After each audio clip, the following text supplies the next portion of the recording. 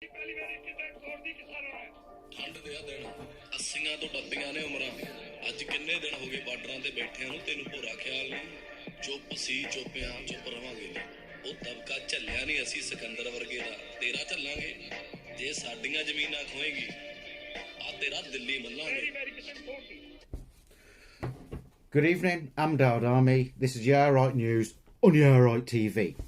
Today we're going to talk about the Indian farmers' protest. So firstly, let's have a background check. India is the second highest producer of agriculture in the world. It is the largest source of livelihood in India. 70% of India's rural households depend primarily on agriculture for their livelihood, and 82% of farmers in India are small and marginal. They're not minted with 15 tractors and a massive house. They're poor and they rent kit and stuff like that, you know what I mean? Now, last year, these farmers produced over 275 million tonnes of food grain. Now, the top farming states in India are Uttar Pradesh, Haryana, the Punjab, Madhya Pradesh, Rajasthan, but virtually all states in India produce agriculture and rely heavily on the agriculture there, you know what I'm saying? So farming across India is a massive industry with millions of families relying on it to live, not to prosper, just to survive. So what's happened? Well, the Indian government has introduced what they have called the three market-friendly laws. Put together, these laws will loosen the rules around the sale, the pricing and the storage of farm produce.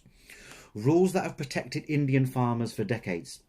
Now, the government says these changes will help draw investment in agriculture and benefit farmers.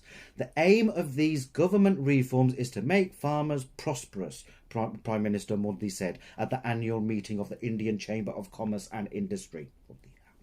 He said the government was committed to doubling farmers' income.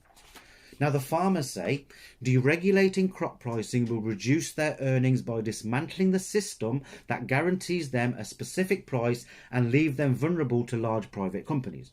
So, at the moment, or before, the government would buy produce through the Mandi system, which was government markets run by committees of farmers and landowners, and then people would take their stuff there and they'd buy it, they'd sell it at a set price, and the government would take it on. It's a very, very complex system, but it fucking worked.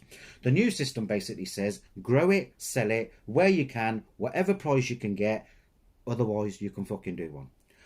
So the government's mandis will eventually pack up and soon disappear, and the big players will start exploiting the farmers over price and control of what is grown, but mainly the price. So after talks between the farmers' unions and the governments broke down, a protest began. Delhi Chalo, let's go to Delhi. Farmers from Punjab mostly, but including numerous other states, set off in procession in their tractors and trucks and by foot for Delhi in a peaceful march to highlight the issue. Tens of thousands marched to Delhi, 250,000, 300. They were greeted when they got to Delhi, peaceful men, by tear gas and cannons by the police, water cannons, because that's what Modi's government told them to fucking do. 14 million truckers and taxi drivers joined it all and come out in support. 250 million people went on strike in India to highlight the issue fucking twice. This then spread across the world. Sikhs in every country and city have taken to peaceful protests and marches to stand with their farmer brothers and sisters in India. Our forefathers were all farmers. Farming is in our blood. Virtually every Sikh household has got a little area in the background, a little kid where they've got some gajara, bit of aloo, bit of gatte, know what I'm saying? Now, we need to keep raising awareness and do everything we can to help, because the tabloids are not showing. They don't give a fuck. It's not on the news or nothing like that. It is down to every Indian across the world to shout out proud that we stand with farmers. The worry is that Modi and his government are a bunch of Barnjord, and who will not do the Punjab any favours, just like every government has not done the Punjab any favours in history. Now, finally, if it wasn't for a decision made by your granddad, your dad, or your great-granddad to fucking come over to this country or to America in the 50s or whatever, you could be that farmer tear gassed by police. You could be that farmer water cannoned. You could be that farmer sleeping rough in Delhi with his brothers. So speak up and tell everyone the world is beginning to listen.